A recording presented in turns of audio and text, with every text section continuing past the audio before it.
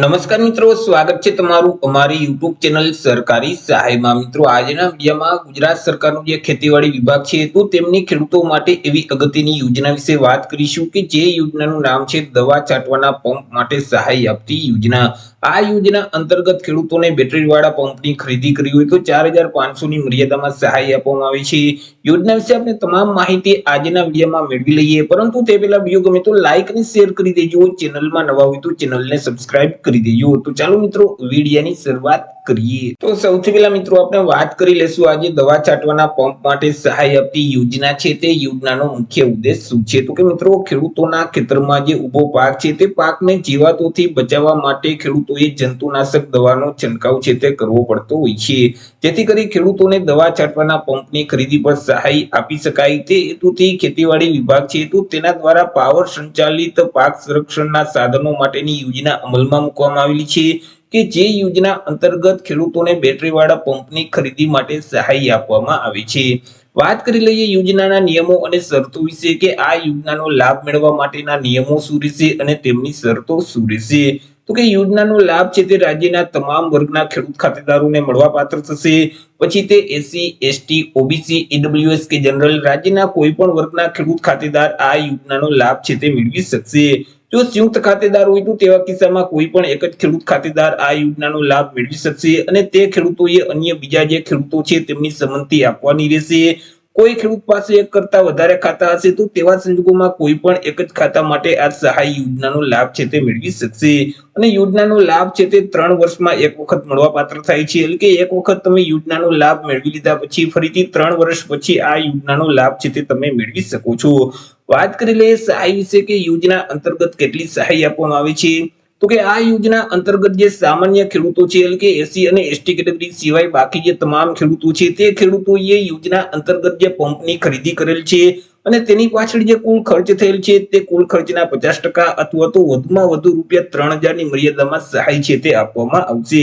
તે સિવાય અનુસૂચિત જાતિ અને અનુસૂચિત જનજાતિના ખેડૂતો છે, એટલે કે એસસી અને એસટી કેટેગરીના જે ખેડૂતો છે તે ખેડૂતોએ યોજના અંતર્ગત જે પંપની ખરીદી કરેલ છે અને તેની પાછળ જે કુલ ખર્ચ થયેલ છે તેમના 75% અથવા તો વધુમાં વધુ રૂપિયા 4500 બે રકમમાંથી જે રકમ ઓછી હશે એટલી ખેડૂતોને સહાય છે તે આપવામાં આવશે। અને સહાયની રકમ છે તે સીધી ડીબીટીના માધ્યમથી ખેડૂતોના બેંક ખાતામાં જમા કરાવી દેવામાં આવશે। અરજી ફોર્મ વિશે વાત કરીએ કે અરજી કઈ જગ્યાએ કરવાની રહેશે। તો કે યોજનાનો લાભ મેળવવા માટે ખેડૂતોએ ઓનલાઈન અરજી ફોર્મ છે તે ભરવાનું રહેશે। ઓનલાઈન અરજી ફોર્મ જે આઈ ખેડૂતનું પોર્ટલ છે, એટલે કે iKhedoot.gujarat.gov.in નામની જે વેબસાઇટ છે તે વેબસાઇટ ઉપર જઈ અને ખેડૂતોએ ઓનલાઈન અરજી કરી દેવાની રહેશે। વર્ષ 2026-27 માટે જે જિલ્લાનો ટાર્ગેટ પૂરો નથી થયો, જે જિલ્લાનો લક્ષ્યાંક પૂરો નથી થયો, તો તે જિલ્લાના ખેડૂતો માટે અરજી ફોર્મ શરૂ કરી દેવામાં આવેલા છે। 24/8/2026 એટલે કે આજથી અરજી ફોર્મ શરૂ કરવામાં આવેલા છે અને 30/8/2026 સુધીમાં તમારે ઓનલાઈન અરજી કરી દેવાની રહેશે। જો તમારે ઘર બેઠા જ આ યોજનામાં ઓનલાઈન અરજી ફોર્મ ભરવું હોય તો અમારા જે WhatsApp નંબર છે 6352228352 આ નંબર પર તમે WhatsApp પર મેસેજ કરશો કે અમારે દવા છાંટવાના પંપમાં અરજી કરવી છે તો તમને નજીવી ફી સાથે ઘર બેઠા જ ઓનલાઈન અરજી કરી દેવામાં આવશે।